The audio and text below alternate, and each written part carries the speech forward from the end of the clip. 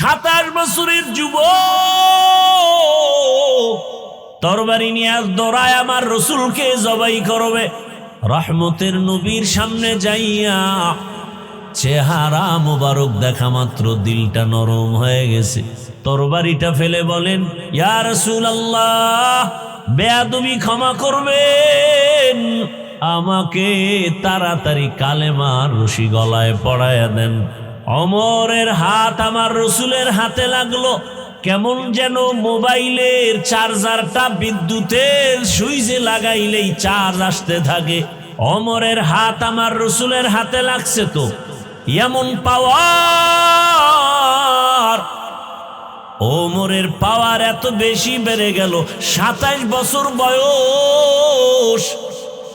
তরবারিটা নিয়া বাইতুল্লাহর পার্শ্বে হাতিমে কাবা, ওখানে দাঁড়াইয়া 27 বছরের যুবক তরবারি নিয়ে দাঁড়ায় হুঙ্কার দিয়া কয়, এই মক্কার কাফের মুশরিকেরা, আয় আয়, মুহাম্মদের বিরুদ্ধে যদি একটা কথা বলতে চাও, আমি ওমরের তরবারির সামনে দাঁড়াও, মুহাম্মদের প্রয়োজন হবে না, ওমরের তরবারি যথেষ্ট। গুনাহ নিয়া নবীর দরবারে দাঁড়াইলে উপায় নাই। ও আমার কলিজার যুবক, আম্মা জান আয়েশা রাদিয়াল্লাহু আনহা বলেন, আমার হুজরায় রহমতের নবী বসে বসে কান্না করেন। আমি আয়েশা ভয় পেয়ে গেলাম, রহমতের নবী আমার হুজরায় বসে কান্না করেন কেন? নবীর কাছে আদবের সাথে জিজ্ঞাসা করলাম। রহমতের নবী বললেন, হে আয়েশা, হাসরের ময়দানের কথা মনে পড়ে গেছে। আমার গুনাহগার উম্মতের কি হালাত হবে? কিয়ামতের ময়দান এমন অবস্থা হবে, কেউ কারো পরিচয় দিবে না। উলঙ্গ অবস্থায় সব হাসরের ময়দানে দাঁড়াবে। সূর্যের গরমে জমিনটা তামা হয়ে যাবে। জাহান্নামের চিৎকারে হাসরের ময়দান থরথর করে কাঁপতে থাকবে। আল্লাহকে বলবে, আল্লাহ, বেনামাজি গুলো কই? বেপরদাওয়ালারা কোথায়? দাড়ি কামানেওয়ালারা কোথায়? গুনাহগারেরা আমার পেটে দেয়, আমি জাহান্নামের পেটে ক্ষুধা। আল্লাহ বলবেন, অপেক্ষা কর, জাহান্নাম বিচারটা করার পরে খানা দিব। মায়ার নবী বলেন, ও আয়েশা, এমন হালাত হবে হাসরের মাঠে, এমন কঠিন অবস্থা দেখে নবীরাও কান্না শুরু করবে। আদম নবী কাঁদবেন, মুসা নবী কান্না করবেন, ঈসা নবী কান্না শুরু করবেন, সব নবীরা কান্না করবেন। আম্মা জান আয়েশা বলেন, ইয়া রাসূলুল্লাহ, সব নবীরা কান্না করবে, আপনি কি করবেন? আল্লাহর নবী বলেন, আমি এক পর্যায়ে কান্নায় সিজদায় পড়ে যাব। রবের মাকামে মাহমুদ,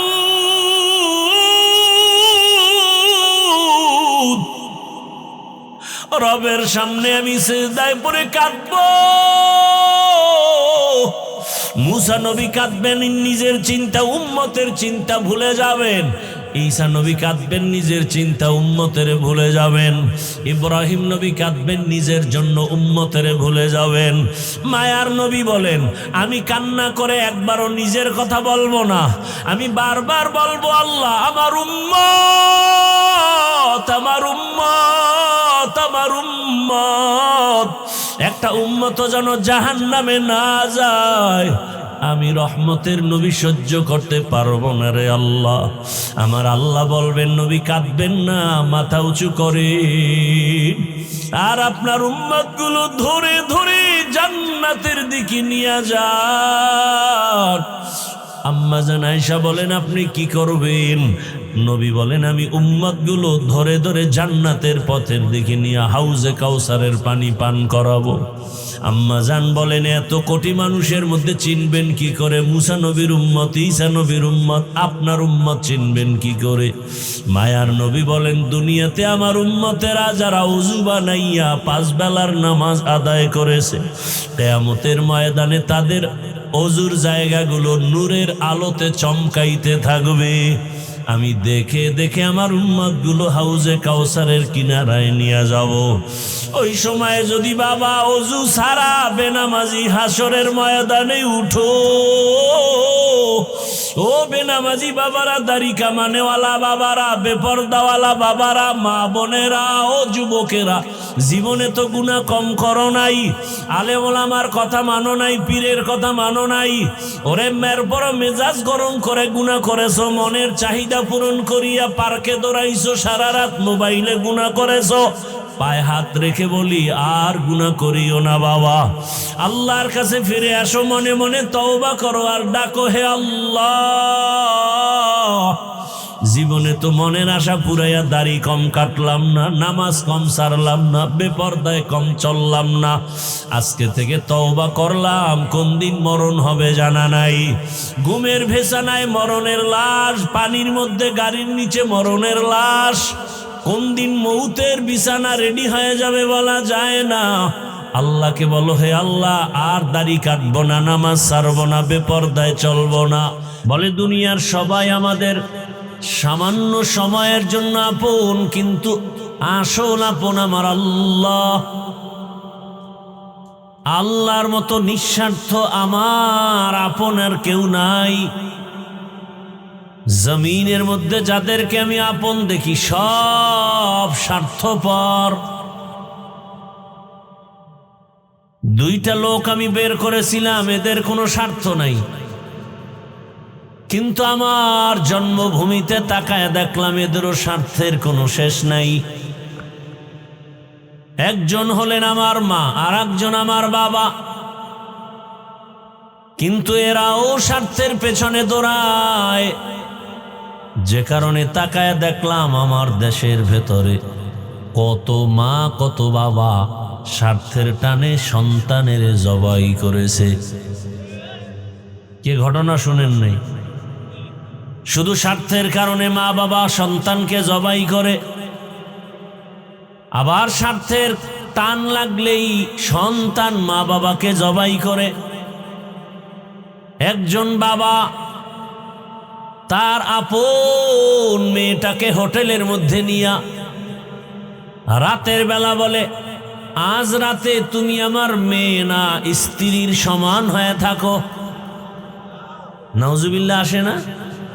লজ্জা শরম কমে গেছে তো, এই জন্য এগুলো শুনলে আর কেন লজ্জা লাগে না। আর লজ্জা শরম কমছে তো নাপাক দেখতে দেখতে, গান শুনতে শুনতে, বাবাও ওই পথের যাত্রী, মাও সে পথের যাত্রী, ঘরে ঘরে সারা রাত রুমে রুমে মোবাইল হাতে, জেনা চলতেছে, জেনা, চোখের জেনা, জবানের জেনা, অন্তরের জেনা, সারাটা রাত। কখন 2টা বাজলো, 3টা বাজলো, রাত 4টা হলো, ফজরের আজান হলো, খবর নেই। মোবাইলে গুনাহ দেখতে দেখতে দেখতে দেখতে এক পর্যায়ে ঘুমিয়ে গেছে, আর ফজরের খবর নেই। এ কারণে গুনার কারণে দিল কালো হয়ে গেছে। قال النبي صلى الله عليه وآله وسلم ألا إن في الجسد مضغة إذا صلحت صلح الجسد كله وإذا فسدت فسد الجسد كله ألا وهي القلب। রহমতের নবী বলেন, জগতের উম্মত, মানুষের ভেতর একটা গোশতের টুকরা আছে আলাদা। মুফাসসিরিনে কেরাম, মুহাদ্দিসিনে কেরাম বলেন, ওই গোশতের টুকরা বাম দুধের নিচে, ওটার নাম কলব। ওই টুকরো যদি ভালো থাকে পুরা মানুষটাই ভালো, আর ওই টুকরা যদি খারাপ থাকে পুরা মানুষটাই খারাপ। সাহাবায়ে কেরাম প্রশ্ন করলেন, ইয়া রাসূলুল্লাহ, ওই গোশতের টুকরা খারাপ হয় কিভাবে? রহমতের নবী ভিন্ন জায়গায় বলেন, ক্বালান নবিয়্যু সাল্লাল্লাহু আলাইহি ওয়া আলিহি ওয়াসাল্লাম মা মিন মাউলুদিন ইল্লা ইউলাদু আলাল ফিতরাহ ফাআবাওয়াহু ইউহাব্বিদানিহি আও ইউনাসসিরানিহি আও ইউমাজ্জিসানিহি ইলা আখিরিল হাদিস। প্রত্যেকটা বাচ্চা দুনিয়াতে ঈমানের আলো নিয়ে জন্ম নেয়। মা বাবা সন্তানটাকে অগ্নি পূজারী বানায়, মূর্তি পূজারী বানায়, গায়রুল্লাহর গোলাম বানায়। আল্লাহ কয়জন? বুঝে শুনে বললেন, জীবনভর তাল মিলিয়েছেন, এবার বুঝে শুনে বলেন আসলে আল্লাহ কয়জন? কি খেয়াল করতেছেন তো? আল্লাহর সহযোগী কয়জন? তিনজন। এই মুরব্বীরা ভালো করে বুঝেন এবং বলেন আল্লাহ কতজন? সন্দেহ আছে? আল্লাহর সহযোগী কতজন? নাই। বুঝেন কিন্তু সহযোগী নাই। আল্লাহর উপদেষ্টা কয়জন? উপদেষ্টাও নাই। কি বলেন? তা তো ভেজাল থাকার কথা না আমগো সমাজে। এই ভেজাল তো এগুলো নিয়েই। আল্লাহ এক, এই তো। আচ্ছা বলেন তো আল্লাহ কোন দিক থেকে এক? এক বুঝেন তো? এক খুব বুঝার চেষ্টা করেন। আল্লাহ ক্ষমতার বেলায় কি বুঝেন? কিন্তু আল্লাহ সবকিছু দেখেন শুনেন, সেই ক্ষেত্রেও কি? হায়াত দেন সেই ক্ষেত্রে, রিজিক দেন সেই ক্ষেত্রে। অর্থাৎ আল্লাহর সাথে কোনো সহযোগী, আল্লাহর সমান কেউ, আল্লাহর উপরে কেউ নাই, আল্লাহর মতো কেউ নাই। আল্লাহ পাক রব্বুল আলামিন সব দিক থেকেই এক। কেউ যদি মনে মনে ভাবেন যে অমুকে আল্লাহ না, কিন্তু আল্লাহর কিছু পাওয়ার তার মধ্যে আছে, তাহলে বোঝা গেল ওই পাওয়ারের অর্ধেক আল্লাহর কাছে, অর্ধেক বান্দার কাছে। তাহলে আল্লাহ যে এক, এ কথা আর থাকে না। আল্লাহর পাওয়ারকে দুর্বল করলেই এর নাম শিরক। এর নাম কি? শিরক। আল্লাহকে যা দিবেন এটা আর কাউকে দেওয়া যাবে না, এর নাম তাওহীদ। আল্লাহ এককভাবে যা পাবে এটা অন্যকে দেওয়ার নাম শিরক। আল্লাহ যা পাবেন এককভাবে এটা আরেকজনকে দেওয়ার নাম কি? যেমন সেজদা কে পাবেন, এটা আরেকজনকে দেওয়ার নাম শিরক। সোজা কথা, বুঝার চেষ্টা করেন। ইবাদত কে পাবেন, এটা আরেকজনকে দেওয়ার নাম শিরক। আল্লাহ তো সে আল্লাহই, যার সমকক্ষ কেউ নেই। আল্লাহ যা পাবেন সেটা আর কাউকে দেওয়া যাবে না। এখানে আমি সাদামাটা কথা বলবো। বলেন তো আমার রসুল, এবার আসেন মাখলুকতের মধ্যে, আল্লাহ কি খালেক না মখলুক? এখানেও একটু চিন্তা করেন, 1 মিনিট চিন্তা করেন, বুঝে শুনে বলেন। আমরা মখলুক, ঠিক না? আল্লাহ কি মখলুক? কি? খালেক। সবাই একমত? আচ্ছা, আল্লাহ তো আল্লাহই, বাকি সব কি আল্লাহ না গায়রুল্লাহ? গায়রুল্লাহ শব্দের অর্থ হলো আল্লাহ না। তাহলে আল্লাহ কয়জন? বাকি সব কি আল্লাহ না গায়রুল্লাহ? কোন নবী কি আল্লাহ না গায়রুল্লাহ? কোন পীর আল্লাহ না গায়রুল্লাহ? কোন নবী, ওলি, গৌস, কুতুব আল্লাহ না গায়রুল্লাহ? আল্লাহ কতজন? একজন। আর এই সব মাখলুকতের মধ্যে আল্লাহ তো খালেক, এটা আলাদা। আসেন এবার আল্লাহর পরে সব কি? মাখলুক। এই সমস্ত মাখলুকতের মধ্যে চতুর্মুখী এককভাবে পাওয়ারওয়ালা একজন মাখলুকতের মধ্যে, তিনি হলেন রহমাতুল্লিল। এ কথায় সবাই একমত? নাকি আবার আমার রসুল খালেকের সহযোগী মনে করবেন? রসুল কি? মখলুক। রসুল কি? এবং আমার রসুল সমস্ত মখলুকতের মধ্যে এক, যার কোনো তুলনা, যার পাওয়ারের মতো কারো পাওয়ার নাই। যার রূপের মতো কারো রূপ, যার গুণের মতো কারো গুণ, যার আওয়াজের মতো কারো আওয়াজ, তুলনাই দেওয়া যাবে না, গুনাহ হবে। কথা বুঝাইতে পারছি? সমস্ত মাখলুকতের মধ্যে আমার রসুল শ্রেষ্ঠ। কথা ঠিক? আচ্ছা বলেন তো, আমার রসুল থেকে বড় পীর দুনিয়াতে আর কেউ আছে? বলেন। আমার রসুল থেকে বড় কোনো নবী, বড় কোনো রসুল, বড় কোনো মুফাসসির, বড় কোনো মুহাদ্দিস, আমার রসুল থেকে বড় কোনো মুফতি, কোনো পীর, কোনো গৌস, কোনো কুতুব আছে? সবাই একমত? তাহলে আমার নবী শ্রেষ্ঠ, মুফতি শ্রেষ্ঠ, আলেম শ্রেষ্ঠ, সব দিক থেকে শ্রেষ্ঠ, যার কোনো তুলনা হবে না। নবী আছেন কোথায় জানা আছে আপনাদের? কোথায়? মদিনাতুল মুনাওয়ারা। জিন্দা অবস্থায় থাকবেন কিয়ামত পর্যন্ত, নামাজের হালাতে সেজদারত অবস্থায় আল্লাহর মারেফতের মজা নেবেন। দুনিয়াতে বহু মাজার আছে না নাই? আমার রসুলের মাজার থেকে দামি মাজারের নাম কি বলেন? বুঝেন নাই? বুঝছেন ভালো করে? রসুলের মাজারের থেকে দামি মাজার নাই কেন? ইব্রাহিম নবীর মাজার, ঈসা নবীর মাজার, মুসা নবীর মাজার নাই? বড় পীর আব্দুল কাদের জিলানী রহমতুল্লাহ আলাইহির মাজার, আজমিরের মাজার, শাহজালালের মাজার, শাহপরানের মাজার কি রসুল থেকে দামি না? বুঝেন সবাই? আচ্ছা, মদিনার দরবার থেকে দামি কোনো দরবার আছে কিনা বলেন? এই কথাগুলো লিখে রাখবেন, তাহলে ঝামেলা কম হবে। রসুলকে তো সবাই আমরা সম্মান দিতে চাই না, কিন্তু এই কথাগুলো মনে রাখবেন। খালি সম্মান দিতে চাই চাই বললে হবে না, এই কথাগুলো অন্তরে ধারণ করবেন। যে দুনিয়াতে যত বড় পীর সাহেব হোক না কেন, আমার রসুলের সমান। যত বড় মাজার থাকুক না কেন, আমার রসুলের মাজার থেকে দামি কোনো মাজার। যত বড় দরবার শরীফ হোক না কেন, আমার মদিনার দরবার থেকে দামি কোনো দরবার নেই। এটা আমাদের দলিল, এটা আমাদের মূল।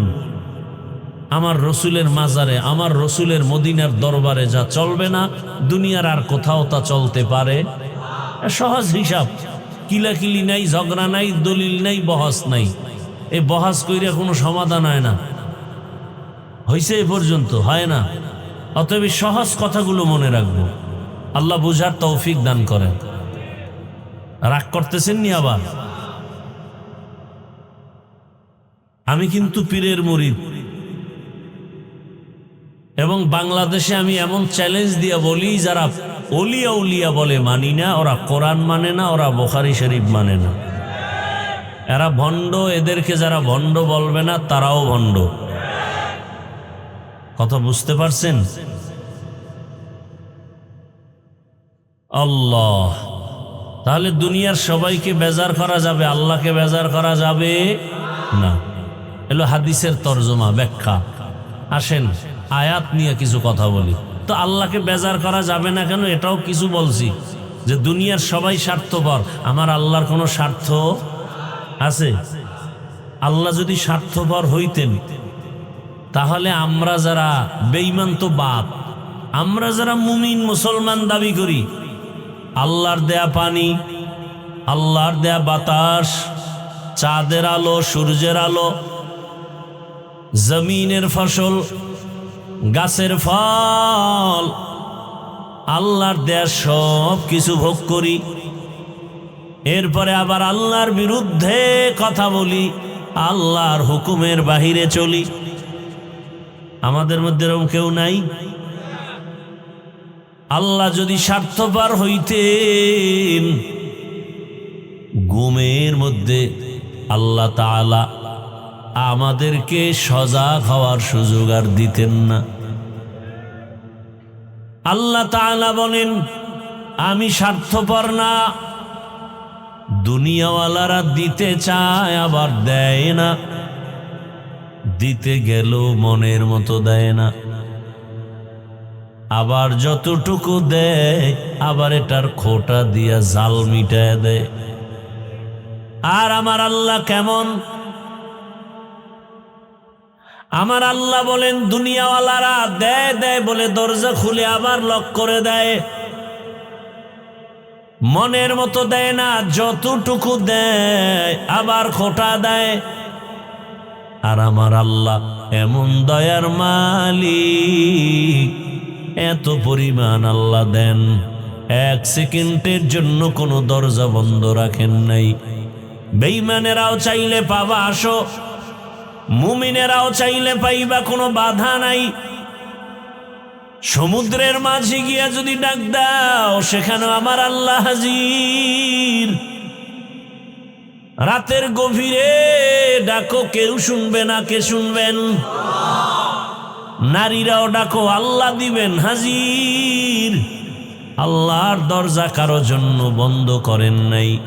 বেঈমানেরা চাইলেও পায়, মুমিনেরাও চাইলে পাবে। আল্লাহ তো দিয়া দিছেন, কেন? এটা পরীক্ষার হল।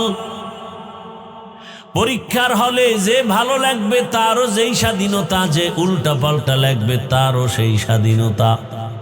পরীক্ষার হলে বাধা দেওয়ার কোনো নিয়ম নাই। কিন্তু ফলাফলের বেলায় বুঝতে পারবা কে জান্নাতি কে জাহান্নামী। আল্লাহ তাআলা আমাদের এত আপন।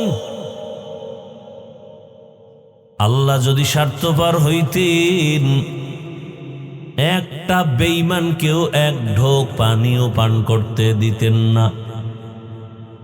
বরং আমার আল্লাহ তো এমন আল্লাহ, যতটুকু প্রয়োজনের থেকে আল্লাহ বেশি দিছেন, চাওয়ার আগে দিছেন। আমার রব তো এমন, চাওয়ার আগে দেন, প্রয়োজনের বেশি দেন। হর গরি দে নে কতু তৈয়া जो न मांगे उससे तू बेजारो है। দুনিয়াওয়ালারা চাইলে বেজার হয়, আর আমার আল্লাহ বলেন আমার কাছে না চাইলে বেজার হয়ে যাই। আল্লাহ বলেন দুনিয়াওয়ালারা কেন বেজার হয়? বলে ওরা সবাই অভাবী, আর আমি আল্লাহর কোনো অভাব নেই। ইয়া আইয়ুহান নাস আনতুমুল ফুকারাউ ইলাল্লাহ ওয়াল্লাহু হুয়াল গনিয়্যুল হামিদ।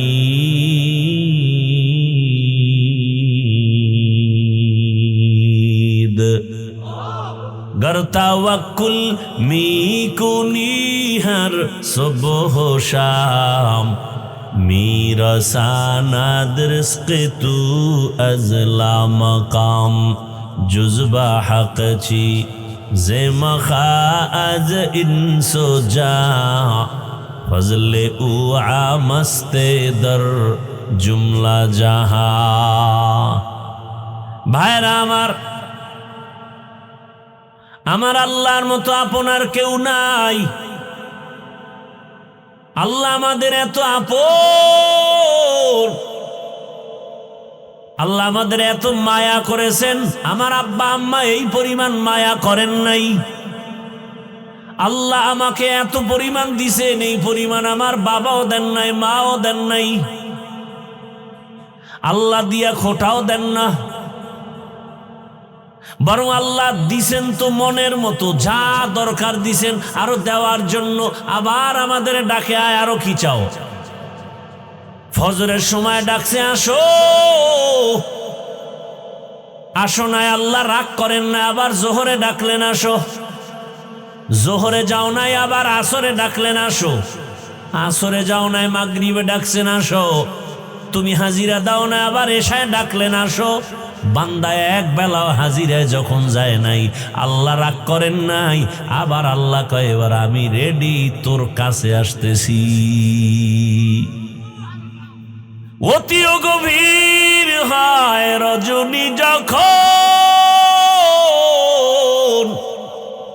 নীরবে প্রভুর নাম জপিও তখন। প্রভুর করুণা যদি পাইবারে চাও, গভীর রাতে উঠে প্রভুর গুণগান গাও। 5 বার তোরে ডাকা হলো, তুই আসো নাই। আল্লাহ এখন নিজে আসছেন প্রথম আসমানে। কোথায়? কখন আসছেন? কখন কখন? রাতের গভীর, যখন আসমান নীরব, জমিন নীরব, মাছ ঘুমায়, ঘরের সব মানুষ ঘুমায়, ওই সময় লাইনটা বড় ক্লিয়ার। আল্লাহ তাআলা ডাকেন আর বলেন, আলামি মুস্তাগফিরিন ফাগফির আলাহ। কার গুনার বোঝা ভারী, ক্ষমা চাও, আমি ক্ষমা করে দিব।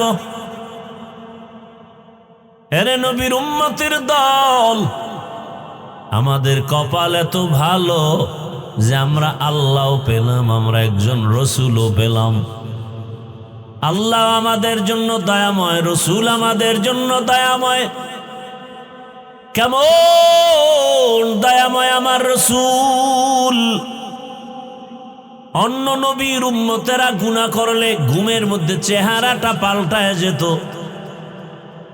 বনি আদম, সারা রাত মোবাইল চালাও, গুনাহ করো, হাতের গুনাহ, চোখের গুনাহ, জবানের গুনাহ, এত পরিমাণ গুনাহ করি, মনে হয় যেন ঘুমের মধ্যে আমাদের চেহারা পাল্টায় যাবে। দয়াময় আল্লাহ রহমতের নবীর উম্মত হওয়ার বরকতে চেহারাটা পাল্টায়া দেন নাই। কিন্তু কপাল খারাপ।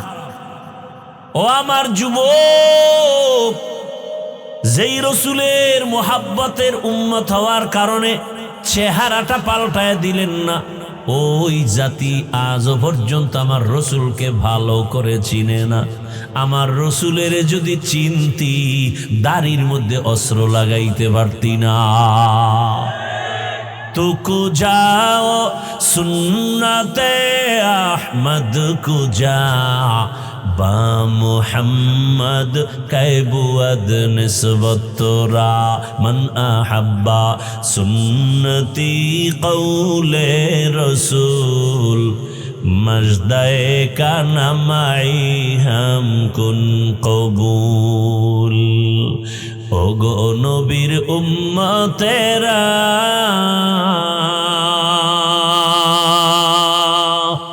হয়ে আজি দিশাহারা,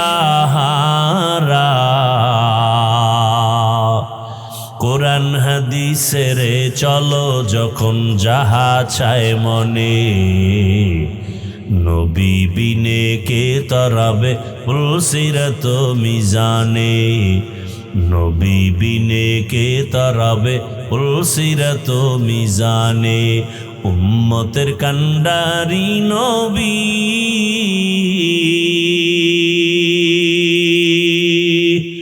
কাঁদছেন উম্মতের লাগি,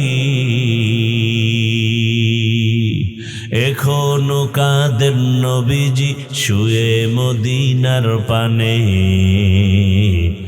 নবী বিনে কে তরাবে পুলসিরত মিজানে, নবী বিনে কে তরাবে পুলসিরত মিজানে।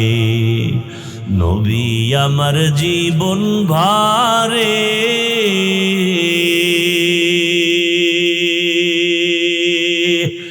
দিনের লাগি কষ্ট করে,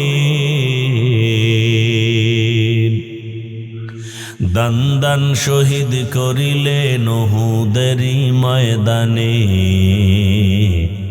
নবী বিনে কে তরাবে পুলসিরত মিজানে, নবী বিনে কে তরাবে পুলসিরত মিজানে। এমন এতিম নবী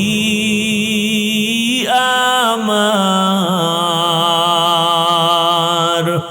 পিতা মাতা নাই যে তাহার, তারপরেও কত মারা মারলো তাকে দুশ্মনে, নবী বিনে কে তারাবে পুলসিরাত মিজানে, নবী বিনে কে তারাবে পুলসিরাত মিজানে। ইমামুল আউয়ালিন আল আখিরিন বহরে সদকা রহমাতাল লিল আলামিন, সৈয়দুল কাউনাইন খাতমুল মুরসালিন, আখির আমদ বুদে ফখরুল আউয়ালিন। এরে নবীর আশিক, বাবারে চিনছো, বাবার জন্য পাগল। বাবারে কেউ গালি দিলে মনে কষ্ট পাও। ও আমার কলিজার যুবক, মাকে ভালো করে চিনতে পেরেছো, মায়ের জন্য তুমি এখন পাগল। মাকে কেউ বকা দিলে তুমি কষ্ট পাও। এরে নবীর আশিক, তুমি তোমার পীরকে চিনেছো, তুমি পীরের জন্য পাগল। পীরের বিরুদ্ধে কেউ কথা বললে তুমি মনে কষ্ট পাও। ও আল্লাহর বান্দারা, ও পর্দার আড়ালের মা বোনেরা, সারা দুনিয়ার পীর ওলি আব্দুল গাউস কুতুব সাহ মুফতি মুহাদ্দিস যদি এক পালায় রাখা হয় আমার রসুলের সমান হবে? অথচ আমার রসুলের বিরুদ্ধে যদি কেউ কথা বলে, তোমার অন্তরে কষ্ট যদি না লাগে, তুমি বুঝে নাও তুমি নবীর এখনো খাঁটি উম্মত হতে পারো নাই। খলিফাতুল মুসলিমিন ওমরে ফারুক রাদিয়াল্লাহু তাআলা আন, 27 বছর বয়স, তরবারি নিয়ে দৌড়ায় আমার রসুলকে জবাই করবে। কয় বছর? ও আমার বাবারা, বৃদ্ধ বাবাজিরা, ও যুবকেরা, পর্দার আড়ালের মা বোনেরা, 27 বছরের যুবকের হুঙ্কারে মক্কা কাঁপতেছে। বেঈমানের হৃৎপিণ্ড কম্পন শুরু হয়ে গেল। তোমার কত বছর বয়স? তুমি কি শোনো নাই আমার রসুলকে সন্ত্রাসী বলে গালি দেয় একদল? তুমি কি শোনো নাই এ জমিনে কাদিয়ানী নামের আল্লাহর বান্দারা আমার রসুলকে শেষ নবী মানে না? তুমি কি শোনো নাই আমার নবীর ছবি অঙ্কন করে ব্যঙ্গ করে? তোমার অন্তরে যদি কম্পন হইতো, প্রতিবাদের রাস্তায় নেমে যাইতা আর একা একা তওবা করতা। বেঈমানেরা নবীরে গালি দিলে মনে সহ্য হয় না, আমি নবীর আশিক হইয়া দাড়ি কেটে রসুলকে কেমনে কষ্ট দেই? তুমি আশিক, তুমি ভণ্ড, কিসের আশিক তুমি? আমার রসুলের কলিজায় তুমি আঘাত দিবা? লিখে রাখো, স্বর্ণাক্ষরে লিখে রাখো, গোটা দুনিয়ার মুফতিদের কাছে ফতোয়া চাও, যারা দাড়ি কাটে আর ছাটে সকলের গুনাহ সমান, কবিরা গুনাহ। যতদিন পর্যন্ত তওবা না করবে কোনদিন একটা মোনাজাত কবুল হবে না। এবং 24টা ঘন্টার সেকেন্ডে সেকেন্ডে অল টাইম কবিরা গুনাহ, কবিরা গুনাহ, কবিরা গুনাহ, কবিরা গুনাহ। ও ঘুমাইয়া থাকলেও কবিরা গুনাহ লেখা বন্ধ নাই। তুমি আশিক, কিসের আশিক তুমি? তুমি বেঈমানের প্রতিবাদ করবা কখন? রসুলের দুশ্মনের বিরুদ্ধে যুদ্ধ করবা কখন? তুমি নিজেই তো রসুলের সুন্নতকে জবাই করতেছো। আল্লাহ হেদায়েত দান করুন। যুবক বাবারা, আমার রসুলকে আমরা পাইনি, পাইছি? রসুল আবার আমাকে বয়ান দিতে আসবেন, সাহাবায়ে কেরাম আসবেন। সেই রসুল আমাদের জন্য রেখে গেছেন তার সুন্নত। বলো তো যুবক বাবারা, সেই রসুলের সুন্নত পালন করবে হিন্দু ভাইরা, খ্রিস্টানেরা, ইহুদিরা? তোমরাই বলো কারা করবে? কি মুরব্বীরা বলেন? রসুলের সুন্নত যা রেখে গেছেন আদর্শ পালন করবে কারা? তো তুমি শেখ মুজিবের সৈনিক আর আদর্শ নিয়ে চিল্লাইলে রসুলেরটা লইয়ে চিল্লাবা কবে?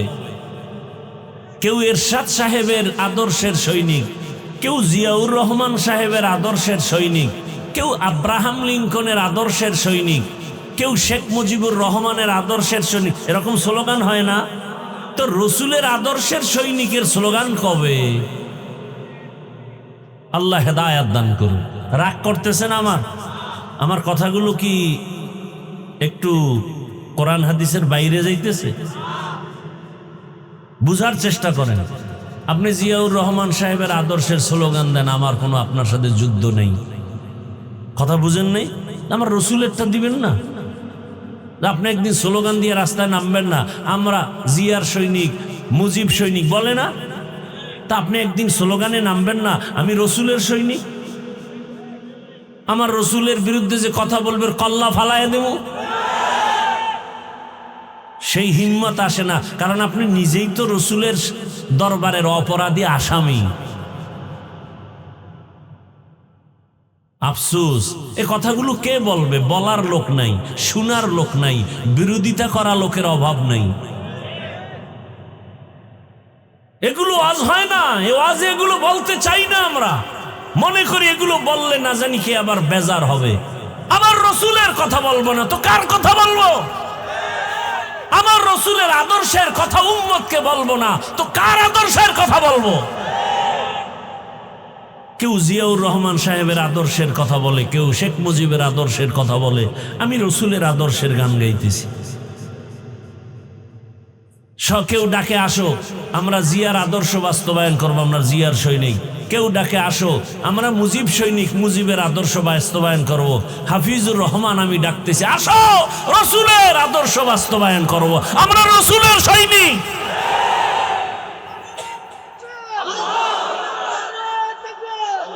ভাইরা আমার, বেজার হইছেন নি মুরব্বীরা? উল্টাও তো অনেকে বুঝতে পারে, ভাই আপনার দাওয়াত, আলহামদুলিল্লাহ। আপনার বাড়ি, নওজুবিল্লাহ। উল্টা বুঝে তো উপায় কি?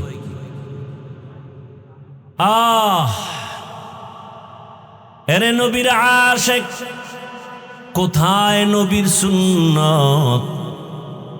রসুলের একটা সুন্নতের আমল যদি করো, আমার নবীর আদর্শ এত সুন্দর, রসুল চ্যালেঞ্জ দিয়েছেন, নবীর আদর্শ যারা পালন করবে এদের ঈমানও যাবে না, সম্মানও যাবে না। মহামারী করোনায় দেখেন নাই, স্কুল বন্ধ, কলেজ বন্ধ, ভার্সিটি বন্ধ, চাকরি বন্ধ, ব্যবসা বন্ধ, দোকান বন্ধ, ফ্যাক্টরি বন্ধ, কিন্তু আল্লাহর রসুলের আদর্শের একটা মাদ্রাসাও বন্ধ হয় নাই। বানায় বলতেছি, জিন্দেগি মে বন্দগি তু করনা হে,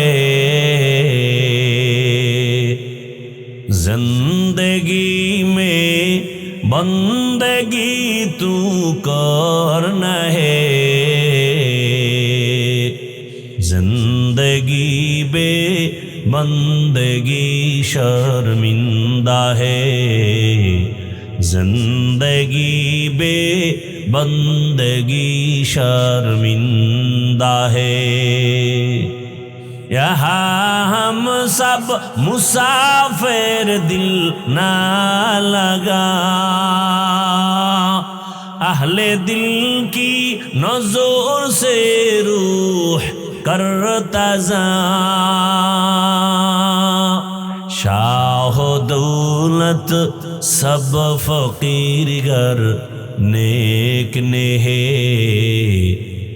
शाह दौलत सब फकीर गर नेक ने है, जिंदगी में बंदगी तू करना है, जिंदगी में बंदगी तू करना है, जिंदगी बे बंदगी शर्मिंदा है, जिंदगी बे बंदगी शर्मिंदा है। जिंदगी में बंदगी कुन बंदगी, बंदगी बे जिंदगी शर्मिंदगी। আমি কি কোনো দলের বিরুদ্ধে বলছি নি? পেস্টাস লাগায়েন না কিন্তু, খবরদার। এই জাতিরে বড় ভয় পাই, বাংলাদেশি তো, বাঙালি জাতি। জিহাদ জিহাদ জিহাদ চাই, পুলিশ দেখলে কেউ নেই। আল্লাহ হেদায়াত দান করে। আমার কথাগুলো বাস্তব না অবাস্তব? ভাই, আপনি জিয়ার সৈনিক কয়া স্লোগানে রাস্তায় নামছেন, মুজিব সৈনিক, হ্যাঁ, জিয়ার সৈনিক, এরপরে এরশাদের সৈনিক। আপনি বলেন, সেটা আপনার জবাব আল্লাহর কাছে আপনি দিবেন। আমার এখানে কোনো আপনার সাথে তর্ক নাই, কিন্তু আমার দাবি হলো, আরে ভাই, কয়দিন এই দুনিয়া, কয়দিন? আজকে বিএমপির চেয়ারপারসন মুমূর্ষু অবস্থায় আছে, এক এক করে সব চলে যাব। ওই গত শুক্রবার ওসমান হাদি নামের এক বাংলাদেশের সন্তান গুলিবিদ্ধ হয়েছে, বাঁচবে কিনা আশঙ্কাজনক। বডি একদিকে, মাথার খুলি আর একদিকে। কিসের বাহাদুরি করি? দিল থেকে ভালোবাসার আদেশ নিয়ে বলি, রে বাবা, কারো উপরে আক্রমণের নিয়ত নাই। আমার অন্তরে দুঃখ,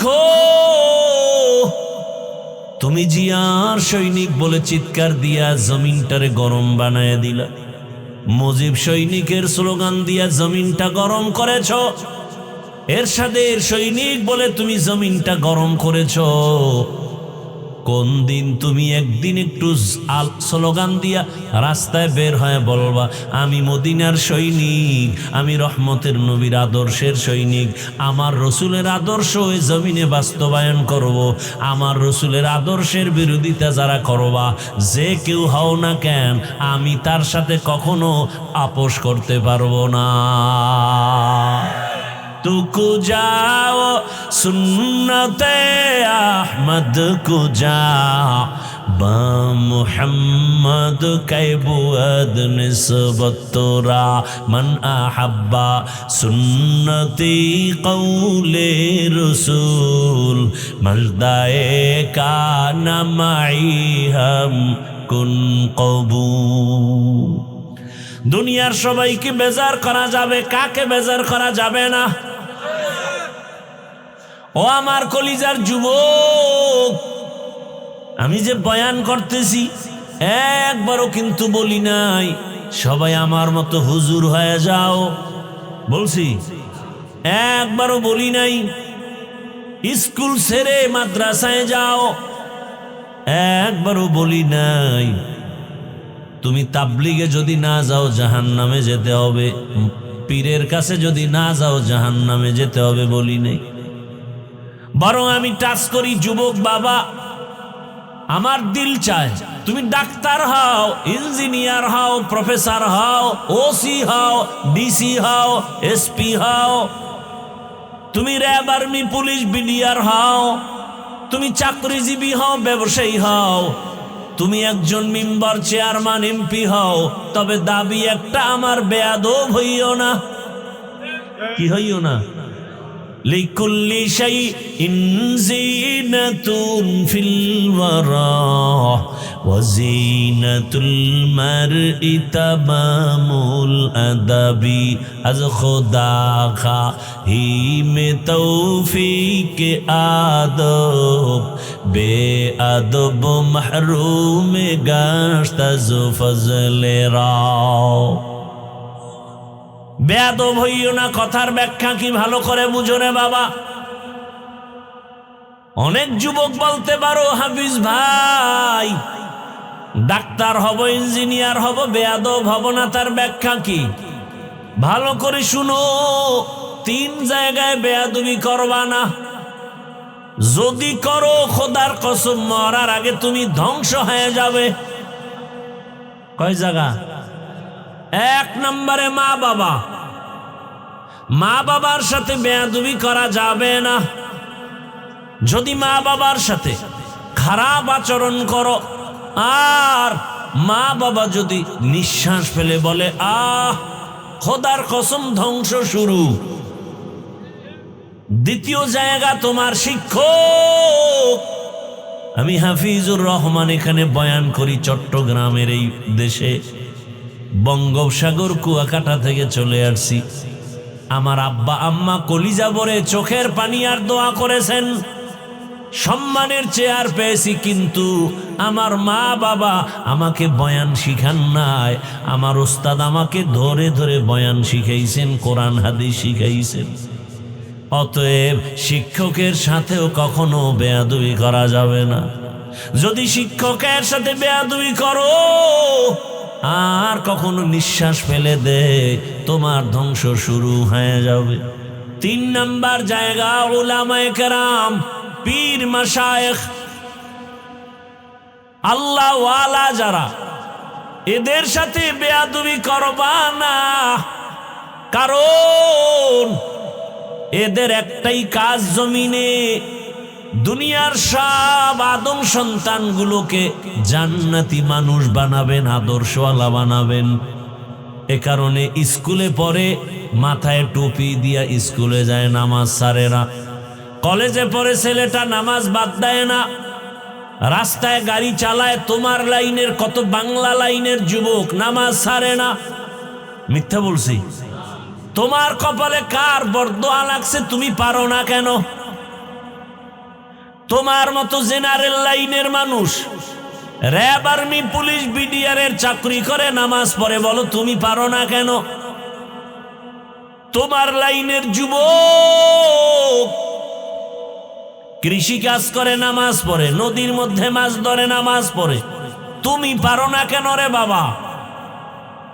তোমার জেনারেল লাইনের মানুষটা জীবনে বাংলা মাদ্রাসায় আলিফ বা তা পড়ে নাই, সেই মানুষ ড্রাইভারি করে নামাজ পড়ে, নদীর মধ্যে কাজ করে নামাজ পড়ে, সিমেন্ট ফ্যাক্টরিতে সিমেন্ট টানে কষ্ট করে নামাজ ছাড়ে না। বলো বাবা তুমি পারবা না কেন? আমার আল্লাহর কথা কি মিথ্যা মনে করেছো রে বাবা? ও ব্যবসায়ী বাবারা, আপনাদের মতো ব্যবসায়ীদের মাঝে কি নামাজি নাই? আপনারা পারেন না কেন? ও চাকুরিজীবী বাবারা, আমার তো জানা মতে এই জমিনে এমন ডাক্তার, ইঞ্জিনিয়ার, প্রফেসর আছে, ওসি, ডিসিএসপি আছে, এক ওয়াক্ত নামাজও ছাড়ে না, হারাম টাকাও খায় না। নাই? এরে আল্লাহর গোলাম, অতএব তুমি ডাক্তার হও, আদর্শবান ডাক্তার হইও, আদর্শবান ইঞ্জিনিয়ার হও। আর দুনিয়াতে শ্রেষ্ঠ আদর্শ রহমাতুল্লিল আলামিনের আদর্শ। এজন্যই তো আল্লাহ বলেন ওয়ামা খালাকুতুল জিন্না ওয়াল ইনসা ইল্লা লিয়াবুদুন।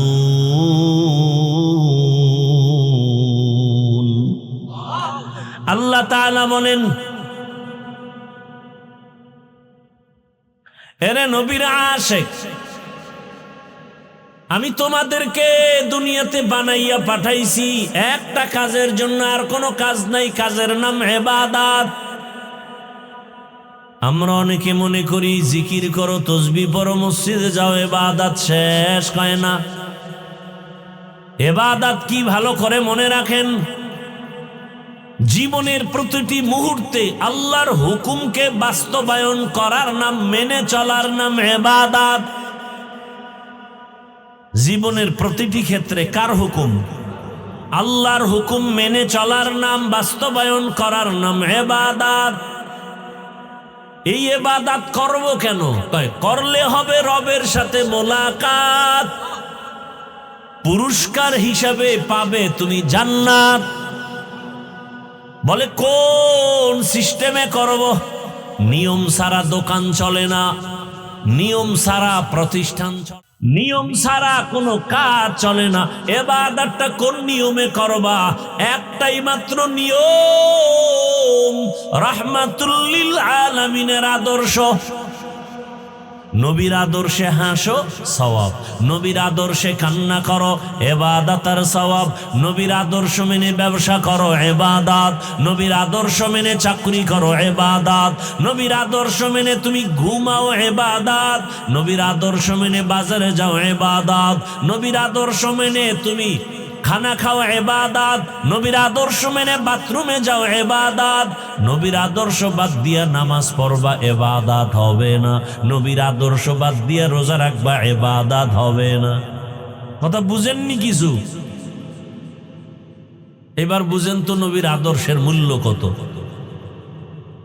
ভাইরা আমার, এই যে স্টেজের মধ্যে এক বোতল পানি, এই পানি পান করার জরুরত খালি আপনাদের না আমাদেরও? কথা বলেন না কেন? পানিটা পান করলে পিপাসা নিবারণ হবে, তবে ইবাদত বানাইয়া পান করো। বলে কেমনে? আহা, তুমি তো বোতলটা টান দিয়া ডান হাত দিয়া মুখাটা খুইলা বাম হাতে একটা টান মারবা, আধা লিটার নাই। আর আমি এই পানিটাই পান করব ডান হাতে 3 বারে। কয়বারে? সুন্নত আদায় হয়ে গেল, ইবাদত হয়ে গেল। মোনাজাতের পরে এখান থেকে সবাই বিদায় হবে, জুতা হাতে নিয়ে যাবে না পকেটে?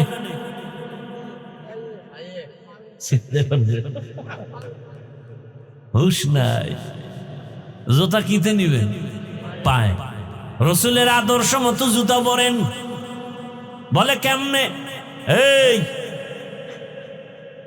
সাফার জোরে আশেক দাবি করলে হবে? এই যা কই এটি মানো, তাহলে হাসরের ময়দানে রসুল সুপারিশ করবে। চালাকি জীবনে কম করো নাই বাবা। বহু চালাক ল্যাংটা হয়ে রাস্তায় ঘুরে, পাগল। সব ছাড়ো, বাস্তবে রসুলের সুন্নতের মালা গলায় লাগাও। জুতা পরবা রসুলের আদর্শ অনুযায়ী, ডান জুতায় ডান পা আগে দাও, এরপরে বাম পাটা বাম জুতায় দাও। দোনো জুতা যখন দোনো পাও ঢুকে গেল, এবার যখন কদম দিবা, বিসমিল্লাহ বলে ডান পা দিয়া কদম শুরু করো। সুন্নত। কোন পা আগে যাবে? ঘরে ঢুকবা ডান পা দিয়া, রসুলের আদর্শ, সুন্নত, ইবাদত। ঘর থেকে বের হইয়া কোথাও যাবা, ডান পা আগে দিয়া বের হও, সুন্নত। মানলে সুন্নি, না মানলে ভণ্ড। ভাইরা আমার, ভালো করে বুঝো। এখন আপনারা বাসায় গিয়া ফ্রেশ হবেন। ফ্রেশ হবে না? অনেকে ফ্রেশ হবে। ফ্রেশ হবে কেমনে? ওয়াশরুমে গিয়া, ওয়াশরুমে ঢুকে ফ্রেশ হবে। কি করবে? চেহারাটা ধুইবে, হাত ধুইব, পা ধুইব, খালাস। আমিও কিন্তু ফ্রেশ হব। আমি চেহারাটার চুলের গোড়া পুরাটা ধুয়ে নেব, হাতের কলু পর্যন্ত ধুইব, পায়ের গিরা পর্যন্ত ধুয়ে নিব। আমার ফ্রেশ হবে, অজু হয়ে যাবে, সওয়াব হয়ে যাবে। কথা বুঝেননি? তাহলে ইবাদত বানায় করেন। আহা, রসুলের আদর্শ মানতে কি কষ্ট নাকি? অনেক সহজ। মাথায় টুপি পরবেন, দেখতেও সুন্দর, মাথা ঠান্ডাও থাকবে। এক দলকার টুপি পরলেই নাকি মাথা গরম হয়। মাথা কেটে ফেলো, এই মাথা রেখে লাভ কি? না, টুপি হালাই দেবো, মাথা হালাবো না। ভাইরা আমার, রাতের বেলা ঘুমাও, অজু করে ঘুমাও, ডান কাতে ঘুমাও, দরুদ শরীফ পরে পরে ঘুমাও। যদি দরুদ পরে পরে ঘুমাও, আল্লাহর নাম নিয়ে ঘুমায় যাও, তুমি ঘুমাইবা, কিন্তু ফেরেশতারা শুধু সওয়াব লিখবে, দরুদ আর জিকিরের সওয়াব।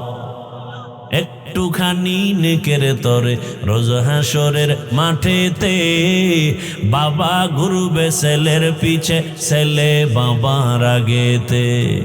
আহাতে মন কঠিন দিনেতে নামাজ তোমায় ভুলবে না, ঠিক মতো পড়িলে নামাজ জান্নাত তোমার ঠিকানা। ঘুমের চেয়ে নামাজ ভালো আর তুমি ঘুমাইও না, ঠিক মতো পড়িলে নামাজ জান্নাত তোমার ঠিকানা। আমার প্রাণের ভাই বোনেরা জলদি করে উঠে যাও, ওযু করে তাড়াতাড়ি নামাজ পড়তে লেগে যাও। আহা নবী বেনামাজির শাফাআত করিবেন না, ঠিক মতো পড়িলে নামাজ জান্নাত তোমার ঠিকানা। ঘুমের চেয়ে নামাজ ভালো আর তুমি ঘুমাইও না, ঠিক মতো পড়িলে নামাজ জান্নাত তোমার ঠিকানা। ইবাদত হবে কার আদর্শে? নবীর আদর্শ মতো নামাজ পড়স ইবাদত। নবীর আদর্শ বাদ দিয়া নামাজ পড়বা ইবাদত হবে না। একজনে মাগরিবের নামাজ 3 রাকাত ফরজে পেরেশান হয়ে গেল, বেজোর ভরে লাভ কি? আরো 2 সেজদা আল্লাহকে দিয়া আল্লাহরে রাজি কইরা 4 রাকাত বানাই জোর হবে? চালাকি করলে নামাজ হবে? কেন হবে না? বলে রসুলের আদর্শের মধ্যে নাই। রসুলের আদর্শ ছাড়া তুমি যা করবা কোনোটার সওয়াব হবে না, ইবাদত হবে না। নবীর আদর্শ এত সুন্দর, মক্কার মানুষ ছিল বড় লম্পট, বড় চরিত্রহীন, এত খারাপ। মাত্র 13 বছর রহমতের নবীর আদর্শ পাইয়া তার এত দামি হয়ে গেল। জিবরাইল আমিন আল্লাহকে যাও নবীর কাছে লিস্টি দিয়া দেও, 10 জনের নাম দিয়া দিলাম, এরা বিনা হিসাবে জান্নাতি। রহমতের নবীর আদর্শের কারণে মক্কার চূড়ান্ত চরিত্রহীন মানুষগুলো জান্নাতি হয়ে গেল। আপনাদের ইতিহাস জানা থাকলে বলেন, নবী যেই মানুষগুলোকে এত তাড়াতাড়ি জান্নাতি বানায় দিলেন, বেতের বাড়ি লাগছে কয় হাজার, গালি দিছেন কত শত। আহা, কেমন মায়ার নবী আমার! হায়াতের কোন এক মুহূর্তে জীবনে কাউকে একটা গালি দেন নাই। চিনেন নবীরে? চিনেনি না নবীরে? হুদা লাফাইতেছেন, নবীরে চিনেন না? কেমন নবী আমার! রহমতের নবী জীবনে কোনো দিন একটা গালি তো দিবেন দূরের কথা, হাজারো গালি শুনছেন, জবাবও দেন নাই। কেমন রহমতের নবী কোনোদিন একটা মিথ্যা কথা জীবনে বলেন নাই। এমনকি নবীজি চোখ মোবারক গরম করে কারো দিকে তাকান নাই। কারণ আমার নবী যদি চোখ 2টা গরম করে কারো দিকে তাকান, সাথে সাথে পুরিয়া ছাই হয়ে যাবে। কারণ আমার নবীর চোখ মোবারকে এই পরিমাণ পাওয়ার লাগানো। রহমতের নবীর সুন্দর ব্যবহার, কাফের গুলো সব আমার নবীর কাছে এসে মাথা নত করেছে। ও নবীর আশিক, ও পর্দার আড়ালের মা বোনেরা, আপনাদের সন্তানদেরকে অনেক বয়ান শুনায় গেলাম। আমি আপনাদেরকেও বলছি, মা, সন্তান আল্লাহ দান করেছেন। কত মানুষ বিবাহ করে সন্তান পায় না, কত জায়গায় দৌড়ায় তদবির করে ডাক্তার দেখায়, সন্তান হয় না।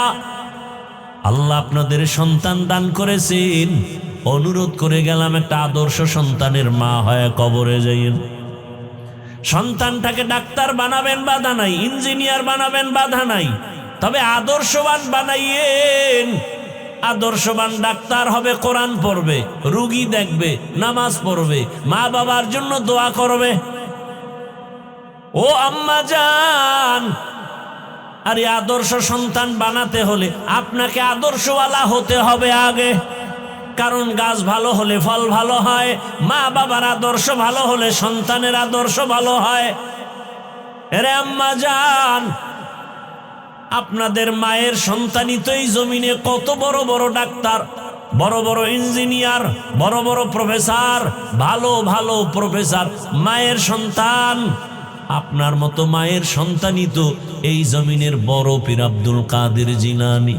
আপনার মতো মায়ের সন্তানই তো এ জমিনের বড় কুতুবুল আলম খাজা মাইনুদ্দিন চিশতি আজমিরি, এই জমিনের বড় দামি সন্তান চট্টগ্রামের জমিনে যার নাম মানুষ বিধর্মীরাও নেয়, শাহ আমানত।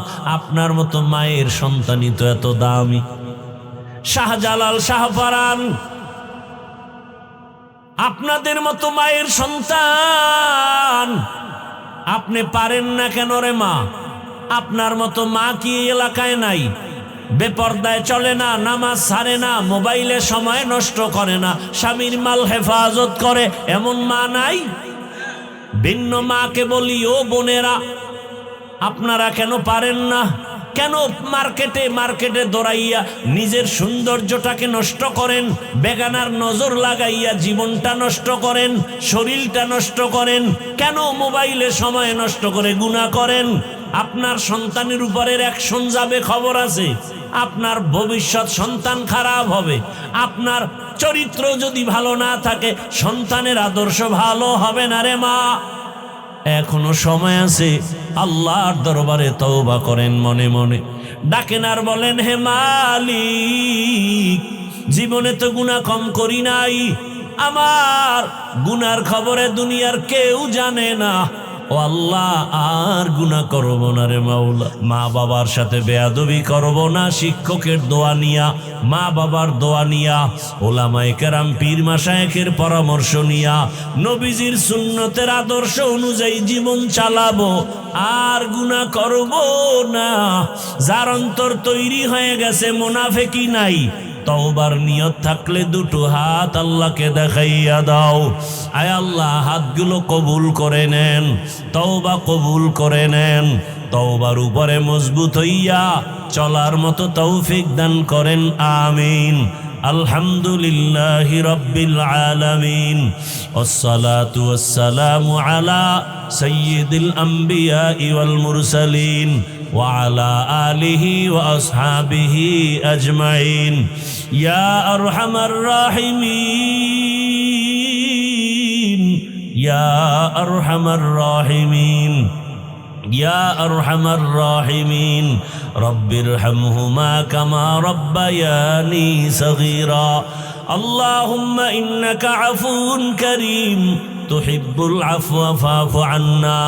اللهم إنا نسألك رضاك والجنة ونعوذ بك من سخطك والنار. اللهم إنا نعوذ بك من البرص والجنون والجذام وسيء الأسقام. দয়াময় রব্বুল আলামিন, আমরা গুনার বোঝা নিয়ে হাজির হয়েছি, বাড়িওয়ালাদের দরজা বন্ধ হয়ে গেছি, আপনার রহমতের দরজা খোলা। আয় আল্লাহ, শয়তানের ধোকায়, নফসের ধোকায় পড়ে গুনাহ করেছি, গুনাহের কারণে আমার হাত না পাক, চোখ না পাক, জিহ্বা না পাক, অন্তর না পাক। আয় আল্লাহ, তওবার নিয়ত করেছি, আর গুনাহ করব না, আর দাড়ি কাটবো না, নামাজ ছাড়ব না, বেপর্দায় চলব না, মা বাবার সাথে বেয়াদবি করব না। মা বাবার দোয়া, শিক্ষকের দোয়া, উলামায়ে কেরাম পীর মাশায়েখের দোয়া নিয়া নবীজির আদর্শ মেনে চলব। আমাদের তওবা কবুল করে নেন, তওবার উপরে মজবুত হইয়া চলার তৌফিক দান করেন, গুনাহগুলো মাফ করে দেন, সুন্নাতওয়ালা ইজ্জতের জীবন দান করেন।